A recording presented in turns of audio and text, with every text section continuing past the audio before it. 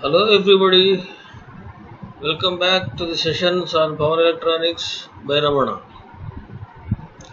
This is the 24th session in the series, which is a continued session of the previous one, in which we are elaborately discussing the concepts and working of cycloconverters for various applications. In the previous session, we have covered many aspects of the cycloconverters regarding the concept, classification, applications, and also basic principle of cycloconverters. We will just have an overview of all those things which were discussed in the previous class.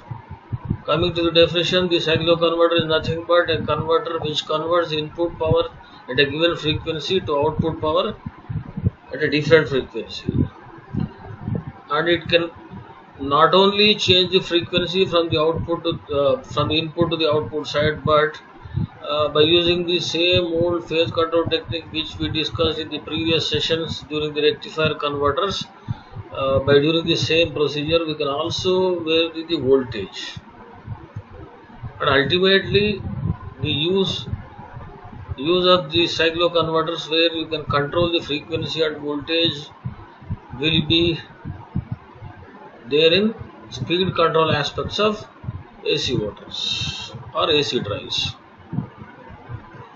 And this is a classification based on output frequency and based on operation. We have discussed the classification based on the output frequency, that to step up, step down, and the configurations also. The second type of classification, that is based on the operation, blocking mode and circulating current mode. Their definitions and that concept will be explained after we understand the actual concept of cycloconverters in this session, at the end of this session. And these are the applications we have discussed in the previous thing, wherein the total operation of the cycloconverters will be aimed at changing the frequency or voltage or the ratio of voltage to frequency, particularly called as V by F ratio or V by F control, V by F controller speed control method of induction motors. And basically same thing will be adopted for all other AC drives also.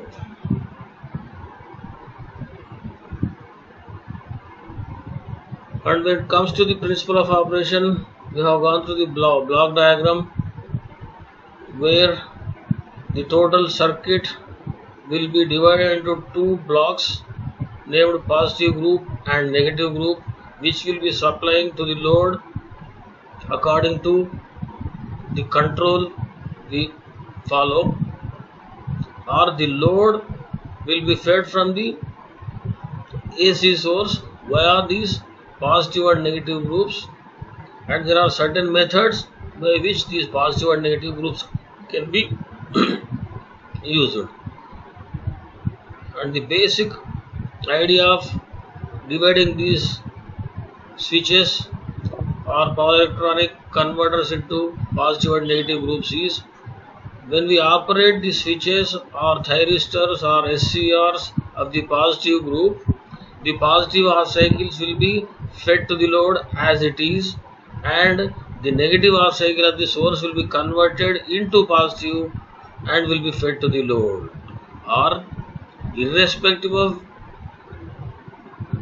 the nature of the half cycle from the source, whether it is positive or negative, when the switches of the positive group are operated, the load will be getting only positive half cycle supply. Contrary to that, when we operate the switches of the negative group, irrespective of the half cycles from the source side, the load will be getting only negative half cycles.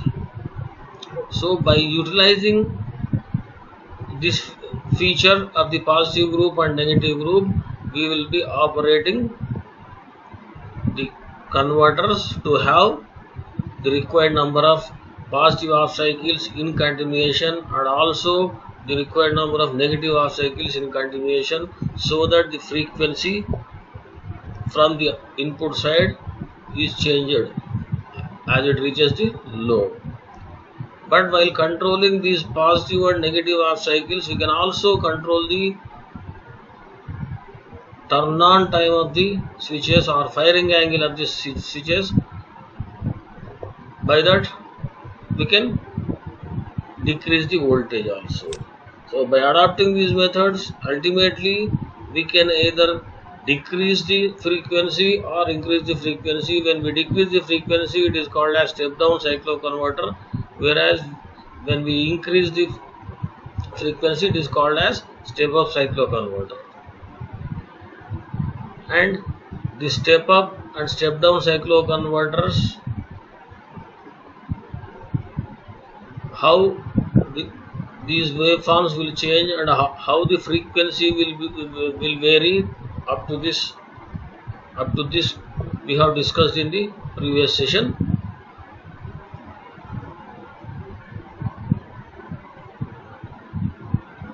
Step up, step down with the frequency and also voltage. So to sum up these things, the principle of operation of cycloconverters can be put as the output voltage can be changed or decreased only. We cannot increase the voltage in this case. In case of cycloconverters, we can change the voltage, but at the most we can decrease the voltage from source to the load side. And that is done by varying the firing angle of SCRs or the switches in both the globes. And when we use SCR based step down cycloconverters, these converters does not require forced commutation, because in case of step down cycloconverters we will be allowing the full half cycles of the single phase or three phase AC to enter the switches and the load. And obviously when the next half cycle comes, the ongoing SCR or switch will be turned off naturally when the zero crossover occurs. That is when the cycle changes from positive to negative or negative to positive. At the instant of zero crossover, the SCR which is already conducting will turn off naturally due to line commutation, or call it as phase commutation or natural commutation. But when it comes to step up cycloconverters, we have to control the turn on and turn off times of the SCRs or switches alternately at high frequency in a given half cycle. For that purpose, forced commutation is a must for step up action. So step up cycloconverters require forced commutation. And when it comes to SCR cycloconverters, they have certain drawbacks. Just now, as we have discussed, they require forced commutation circuits when we want higher frequencies. So SCR cycloconverters, the turn off of which is quite difficult when compared to other transistorized switches.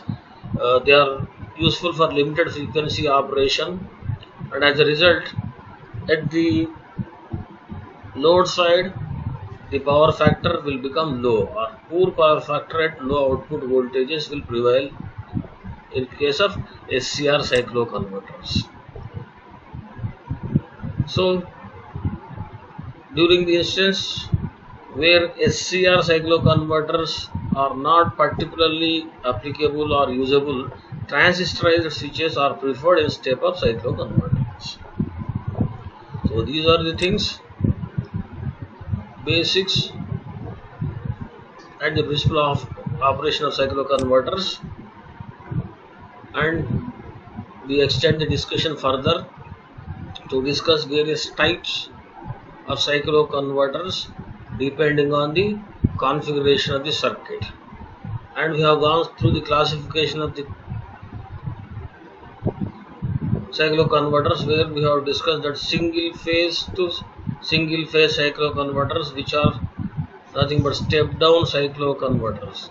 We are going to discuss this step down cycloconverters where the source is single phase and also load is also single phase, and particularly we will be discussing only the simplest of the cases, that is transformer with center tapped configuration for resistive load only. But in this session we will also discuss how the waveforms will behave even when the inductive loads or other combination of loads are taken, just for the sake of understanding.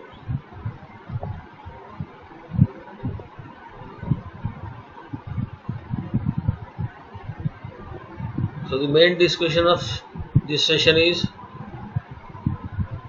single phase center tapped cycloconverters or midpoint cycloconverters. Center tapped or midpoint, both names come from the actual source, the actual source to which the load is connected, that is the transformer. The source is given to the primary of the transformer, and the secondary of the transformer is divided into two equal halves. There will be a tap provided at the midpoint or center point, and load is connected to the midpoint. That is why it is also called as midpoint cycloconverter. This configuration we have already discussed in the case of rectifiers also, where single phase AC was converted to DC by using a center tap transformer with a simpler circuit consisting of only two SCRs. But as we have already seen, for the cycloconverter operation we need 4 SCRs or 4 switches in place of 2 SCRs, half of them forming positive group and the other half forming negative group. The secondary winding of the transformer is provided with a tapping at the midpoint C. It consists of 4 SCRs. 2 SCRs T1, T2 form the positive group and the other, that is T3 and T4, form the negative group. The load is connected between the midpoint of the secondary winding C and the point D as shown in this circuit. So this is the circuit configuration of a center tapped cycloconverter. Single phase AC supply is given to the primary, secondary is divided into two equal parts, or the number of turns between point C to A and point C to B are equal. The secondary voltage will be divided into two equal halves, V2 by 2, or that will be the voltage to drive the load, or the output voltage of each half of the secondary should be equal to the rating of the load. Or simply to understand, for the single phase you want this load to have 230 volts, then the total secondary voltage should be 460 volts. So accordingly the primary supply should be there 460 volts. It will be unity transformer, and the secondary voltage divided into two equal halves. T1 and T2, which are connected in the same direction, that is from anode towards the secondary of the transformer, anode towards the secondary of the transformer. These two consist positive group, and T3 and T4, which are connected with anode towards the secondary of the transformer, these consist negative group. And as we have already discussed, there are three different methods with which we can operate, that is T1 and T2, that is positive group, will operate separately. T3 and T4, that is the negative group, will operate separately. The third combination is with efficient control.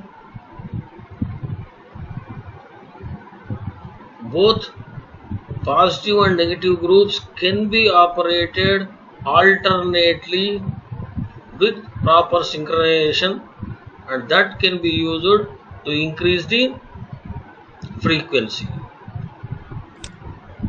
In this case, we are going to discuss a simple step down cycloconverter when the load is resistive but also inductive. To start with, when the load is resistive, the positive group, that is T1 and T2, are operated, where T3 and T4 will not be operated. But before discussing their operation, just think that for when we switch on the supply and when we want to turn on the positive group or negative group, or when we want to feed the voltage to the load, consider the first half cycle. Assume that is positive half cycle, where the point A is positive with respect to C and also B. So point A is positive with respect to C and also B, and C is positive with respect to B. C is positive with respect to B. During the positive half cycle, A is positive, so voltage is fed from A, B, C. But by properly operating these sets of SCRs or switches, we will divert the voltage and currents so that it will be fed to load via the point D to C or C to D in either direction, depending on the requirement. So our discussion starts with point A positive with respect to C and B. With this condition, T3 and T4 are obviously reverse biased for the positive half cycle. They are reverse biased,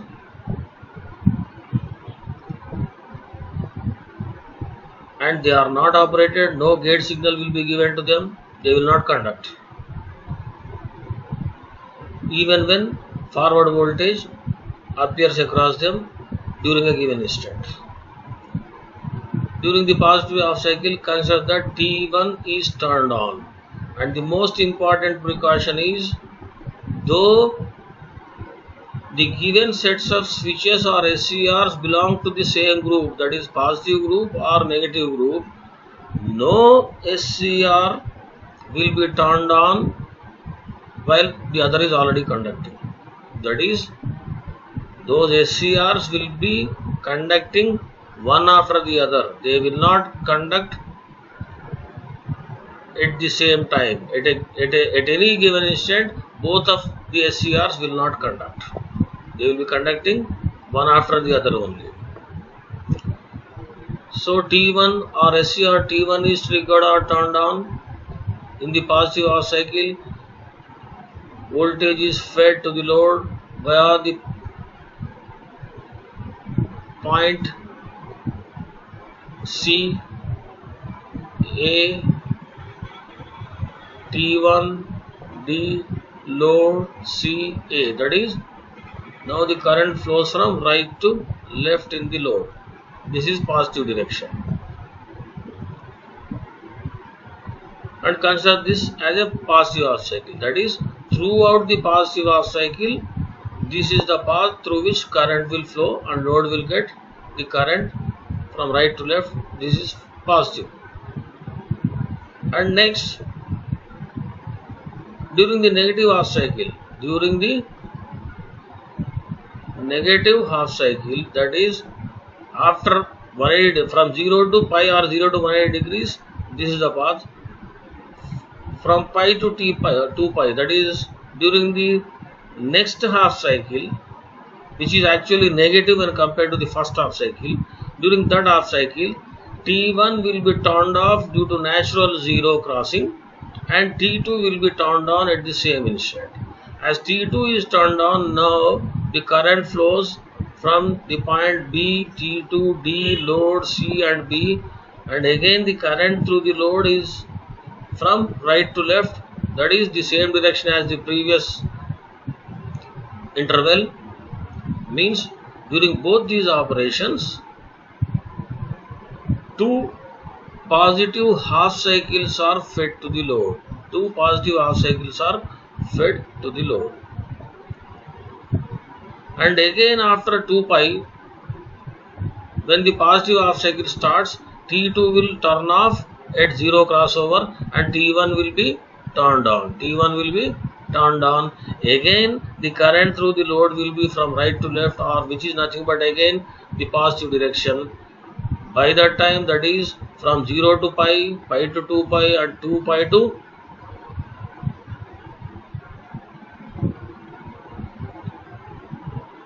2 pi to 3 pi. 2 pi to 3 pi, 3 full positive half cycles will be fed to the load. So that is as shown here.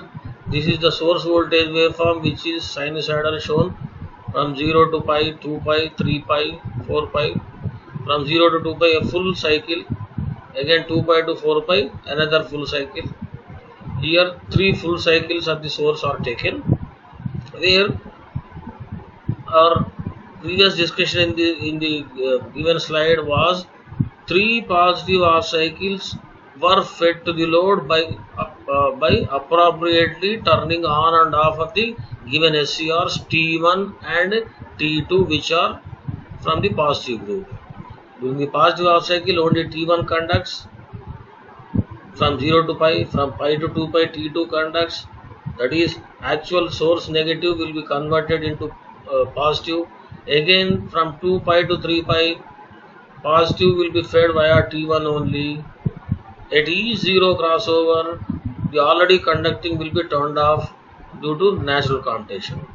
So from 0 to 3 pi, all over this period, 3 positive half cycles are fed to the load. And after that, we will change that to have reverse, that is negative half cycle.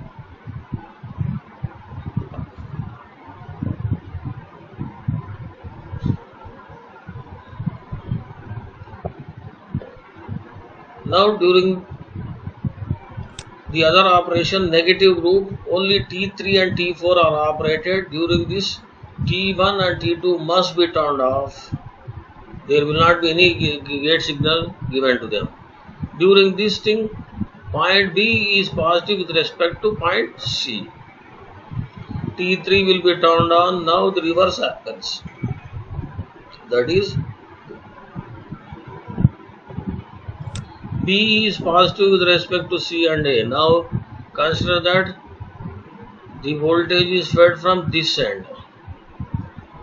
When B is positive with respect to C, now we are going to operate only the negative group, that is T3 and T4. T3 and T4, whereas T1 and T2 will be kept in blocking mode.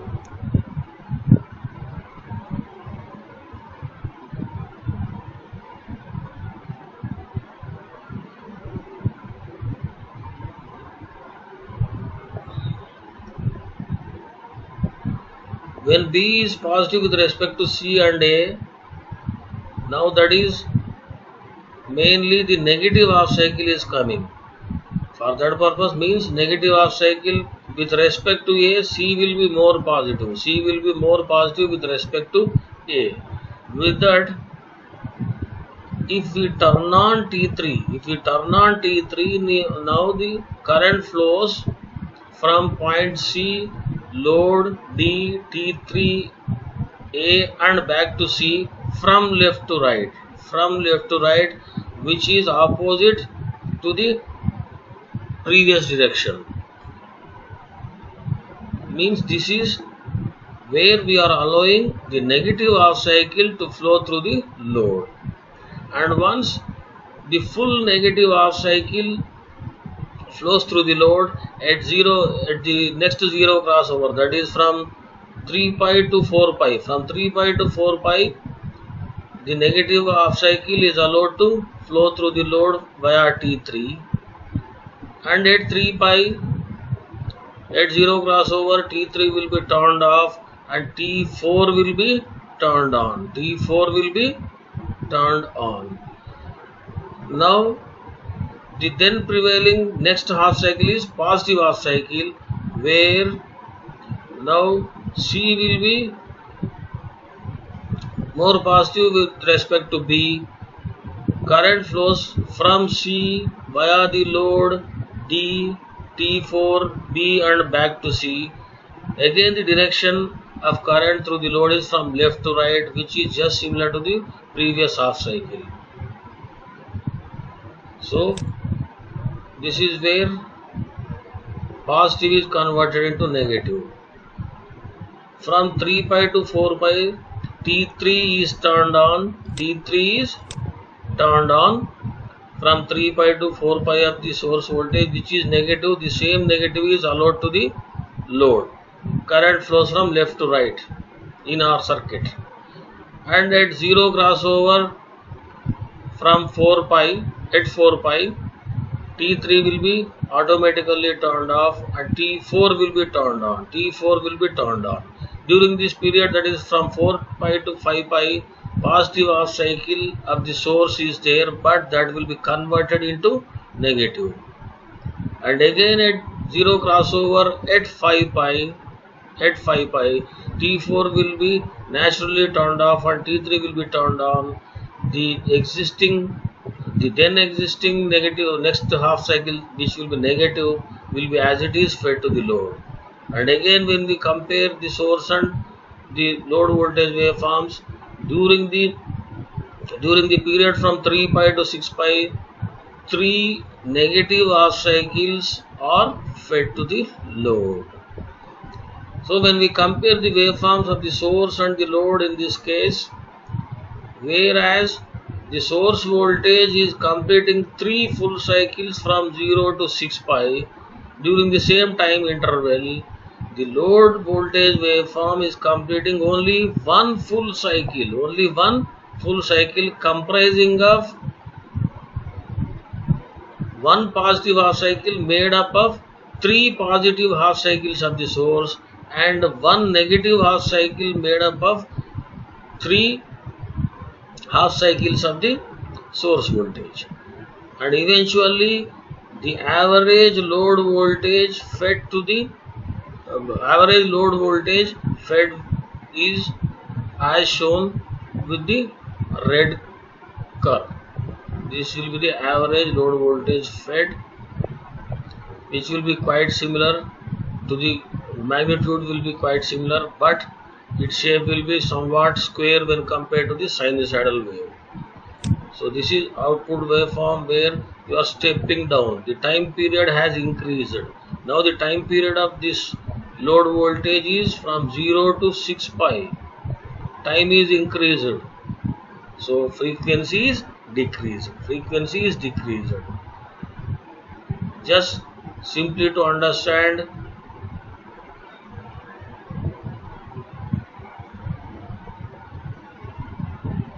for every 3 full cycles of the source, load waveform is completing only one full cycle, means the frequency has become 1/3 of the source frequency. That is how the frequency is stepped down. And the other waveform, which is shown in full red curves, is just a simple manipulation of the same load, same circuit, but with inductive load as shown. For resistive load, there will not be any lagging of currents and voltages, so full half cycles will be permitted to enter the voltage.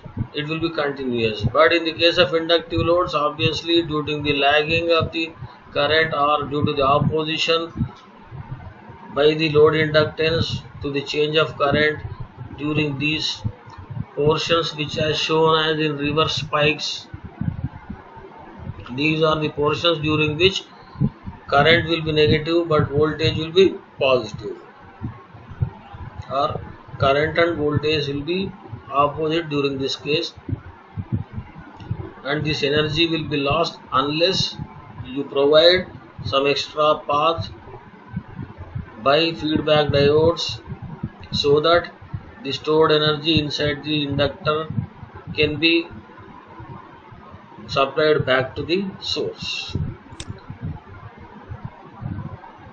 And again, in case of inductive loads, we cannot efficiently control like the first case with resistive load. There are chances that one of the half cycle has to be left over. That is, after when we compare B and C waveforms, after 3 half cycles, for one full half cycle, no voltage is reaching the load. It is kept idle. No current and voltage will enter. Then only the other waveforms will be allowed to enter the load. Again, the frequency will decrease and there will be certain distortion in the waveforms. So this is how step down cycloconverter operation can be achieved by center tapped transformer. So the output frequency is 1/3 of the input frequency, and the output voltage can be adjusted by controlling the firing angle of the set of switches in synchronization. In the same, both whether it is resistive load or inductive load, we can also change the turn on time of the SCRs or by changing alpha. This particular waveform shown in figure B is the case where alpha is 0, or full positive half cycles and full negative half cycles are entering the load right from 0. But if we introduce firing angle alpha, which may be 0, more than 0 to 30 degrees or even 60 degrees for the most commonly used cases, the voltage and current waveforms through the load will be starting at a time other than 0 degrees or at an angle other than 0 degrees. So eventually average load voltages and average load currents fed will be less. It is nothing but a simple phase control technique.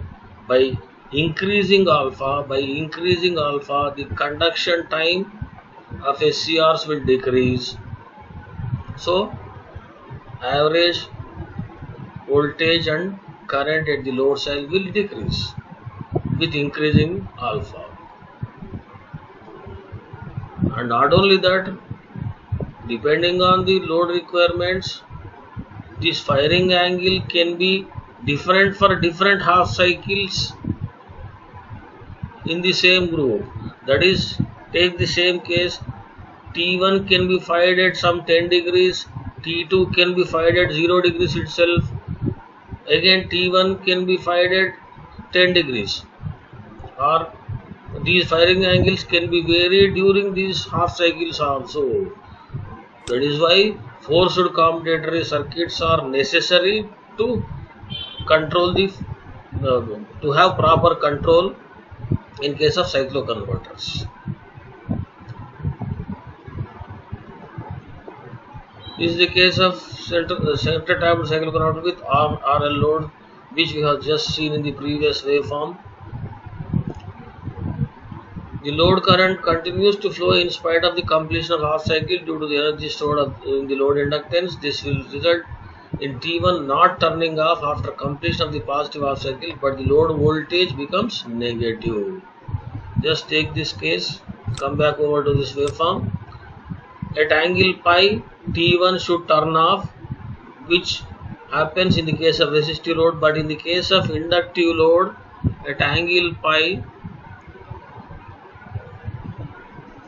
voltage will be reversed, but current decreases positively. And becomes 0 after certain instant. As inductive current always lags behind the voltage by an angle phi, which is called as the phase difference or phase angle or power factor angle of the load. So due to these time differences, the waveform will be distorted.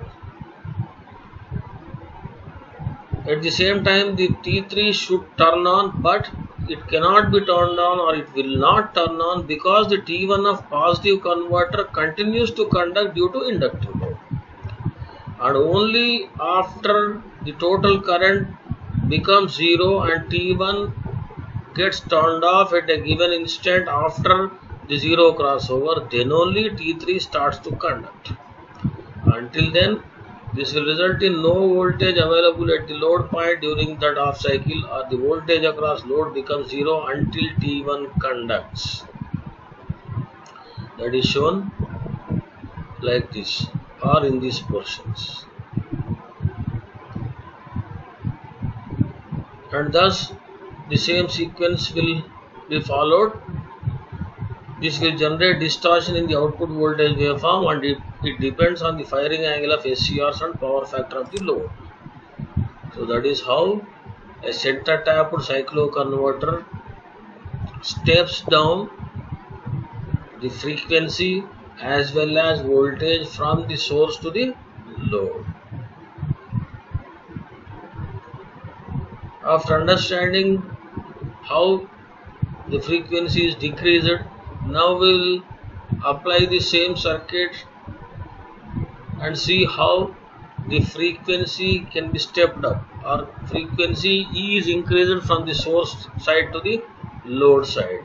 That is single phase center tapped cycloconverters to have step up frequency, step up single phase center tapped cycloconverters. The same configuration as used in the previous circuit is used over here. In this, T1 and T2 are called as P1 and P2, that is positive group comprising of two SCRs P1, P2, the negative group comprising of N1 and N2. For positive half cycle, A is positive with respect to O, the midpoint, and O is positive with respect to B. This is the total positive half cycle. During the negative half cycle, what happens is B becomes more positive to O and O becomes more positive to A. Accordingly, we have to operate P1 N1 and P2 N2 to control the source voltage to have different to feed different frequency output to the load. This is the reference direction I0 through the load, and this is the waveform where frequency is stepped up, in which the dotted lines show the otherwise positive and negative half cycles of source which may enter the load, and these continuous lines shown with dark block lines, these are the actual voltages and currents entering the load. We are considering a simple resistive load, no other headaches due to inductance and all those things. So the source voltage waveform is having a full cycle starting from 0, positive half cycle till pi, negative half cycle from pi to 2 pi, which ends the full cycle. This is the source frequency, or TS is 1 by Fs. Whereas the load voltage waveform is shown to be varying like this. In this particular waveform, it is shown that the load waveform is completing 1, 2 and 3 full cycles within one half cycle of the source waveform. That is, frequency is tripled in this case. How to achieve it, we will go through by the circuit operation. But before that, let us understand another parameter, which is the actual time period for a given load waveform cycle. Load waveform cycle here is shown as T0 is 1 by F0. This is the time period over which a full cycle of load is given, and these are the times at which the different SCRs are turned on and at which a given half cycle starts and ends. These are omega t axis, omega, actually this is omega t1, omega t2 and omega t3. Omega t1, omega t2 and omega t3.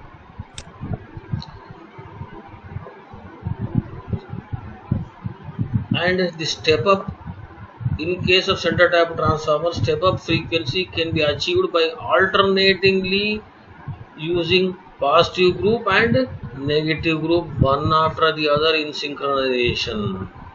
So here we will be using the third case of operation where positive and negative groups both are used in a given half cycle.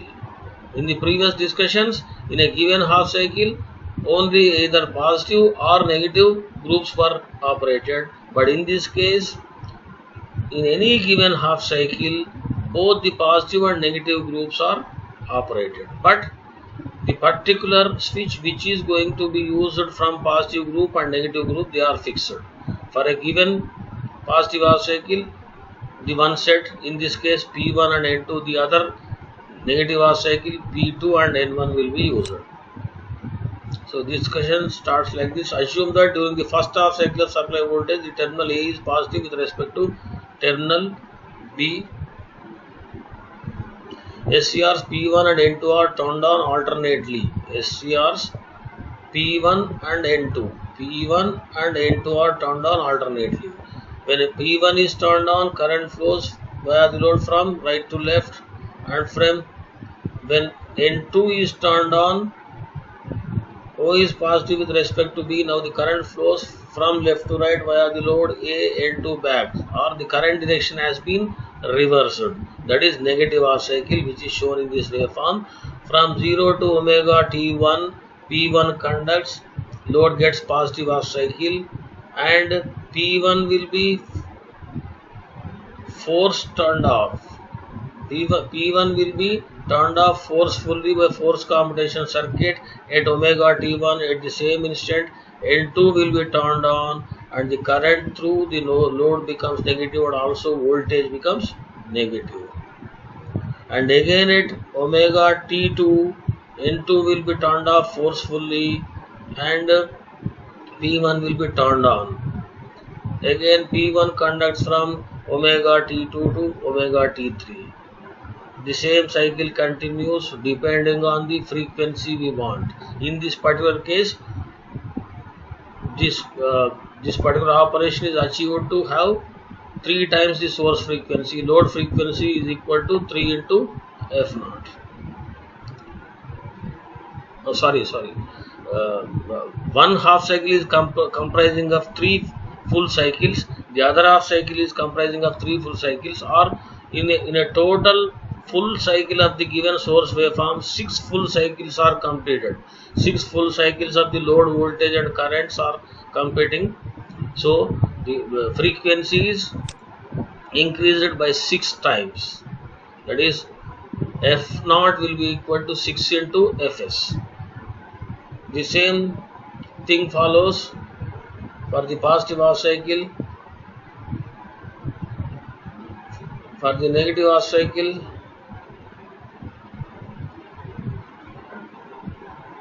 this is for positive half cycle only, how it happens, which we have discussed, P1 and N2. Next, after omega t is equal to pi, that is one positive half cycle is over, after 180 degrees, the other group, the terminal B becomes positive with respect to terminal A. Then we will be operating P2 and N1, P2 and N1, one after the other. At omega t equal to pi, the N2 which was conducting in the previous direction, it will be forced commutated. It will be forced commutated at pi. P2 will be turned on. Next, at a frequency equal to, that is, this total frequency is Fs. So this is Fs by 2. Fs by 2 plus, and this is the time period or frequency of the load we are getting. This is the half of that cycle. so that time or that frequency will be taken. So P2 will be forcefully turned off. At that instant, N1 will be turned on, and again after the half cycle, N1 will be turned on forcefully, P2 will be turned on. N1 will be turned off forcefully and P2 will be turned on, and the cycle continues like that. That is how the frequency is increased, number of cycles will be increased. So at omega t equal to fs by 2 plus f0 by 2, P2 will be forced commutator and forward biased SCR N1 is turned on in the negative half cycle. The same sequence will be followed, and ultimately we will be getting the output frequency equal to 6 times the input frequency. 6 times the input frequency. So this is how step up or frequency will be increased by properly operating the single phase center tapped cycloconverter. And with these understandings, we can put back to the other classification which we left over in this case, where the classification based on the operation was given as blocking mode cycloconverters and circulating current mode cycloconverters. Blocking mode cycloconverters, as the name indicates, they simply say that when a particular group of SCRs or switches is operated, the other group will be completely kept off. That is, other group will be completely blocked. That is, when positive group is operated, negative group will be completely turned off, and when and vice versa. That is, when negative group is operated, positive group will be completely turned off. That is called blocking mode. Blocking mode.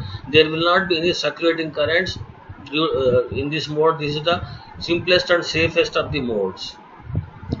And in this case, step down which we have discussed just now, are the blocking mode relates to the simplest cases which we discussed in the previous cases. That is for resistive load, inductive load, where only positive group and negative groups are operated independently.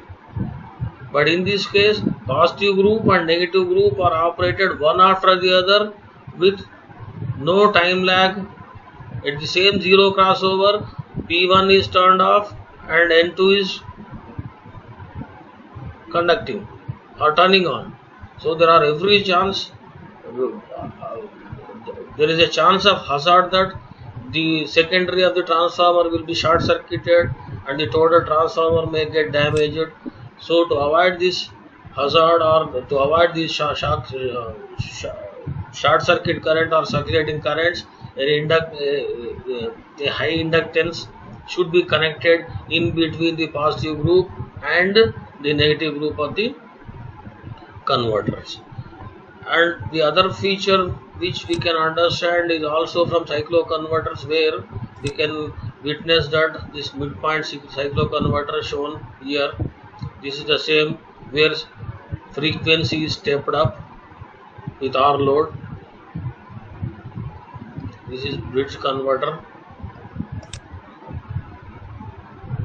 Again, step down with R load midpoint cycloconverter.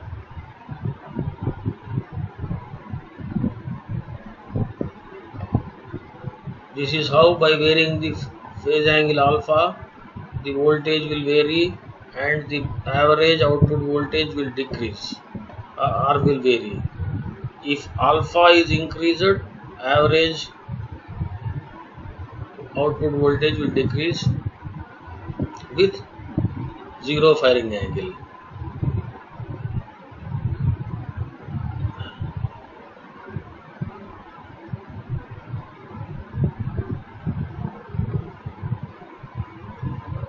Again, step down converter cycloconverter with RL load is shown over here. For that purpose, again the waveforms are shown like this. These are the portions during which inductor supplies stored energy of the inductor has to will take its time to get consumed. Because of these spikes, the average output voltage will decrease during this portion. there will not be any voltage. Load voltage will be 0 during this portion, which is shown like this.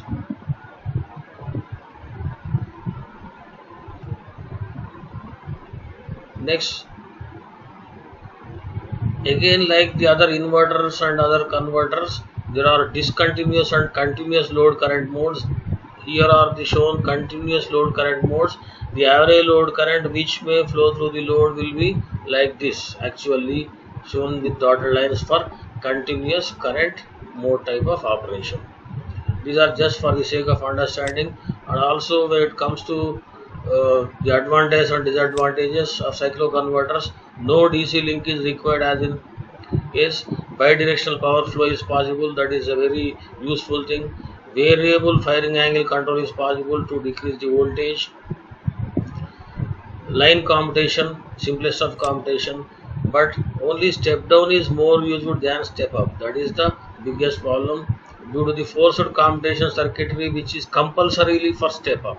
For step down, forced commutation is not a compulsion, but step up, forced commutation is a compulsion. But for higher frequencies, even step up cycloconverters may not be used, because we can have more efficient action with inverters, that is DC to AC inverters.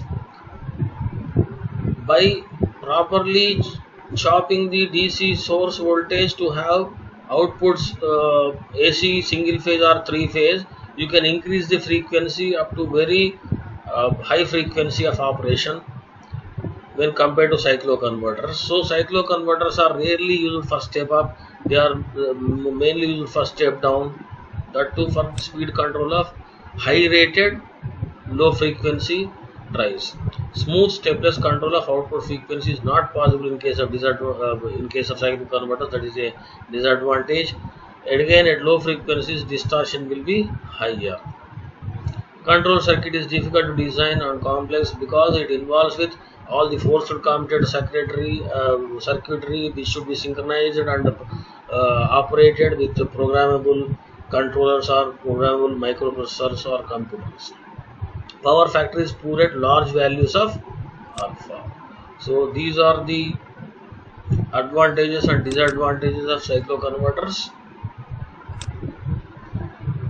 So let us go back to our slides. This is a summary of what we have discussed in both of the sessions. Time for quiz. Cycloconverters are used to step up or step down. Yes.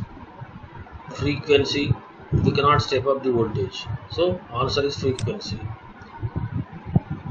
In dash, the output voltage and frequency can be controlled independent of each other. Yes, this is the beauty of the cycloconverter only. In any other things, they cannot be controlled independently.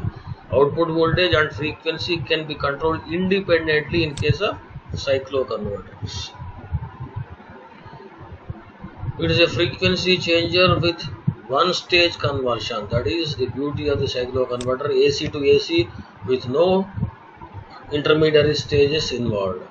Cycloconverter is a frequency changer with one stage conversion. In a single phase center tapped cycloconverter, the number of SCRs used is 4. These are frequently asked questions. Define and list out the types. Draw the waveforms of a cycloconverter for output frequency equal to twice the input frequency, equal to 1/3 of the input frequency. Just you have to practice those waveforms. Excuse me. State the applications of cycloconverters. Explain the principle of operation. Explain the working of a center tapped cycloconverter. Step up cycloconverter. All the things which you have discussed. Those are the sorts of questions one can get. So that is all for today's session and also for the discussion on cycloconverters. Their ends are 4th unit and the syllabus comprising for midterm 2 examinations, that is 3rd and 4th units, is completed herewith, where the course objective was to select and design proper inverters and cycloconverters based on the load requirements. Thank you.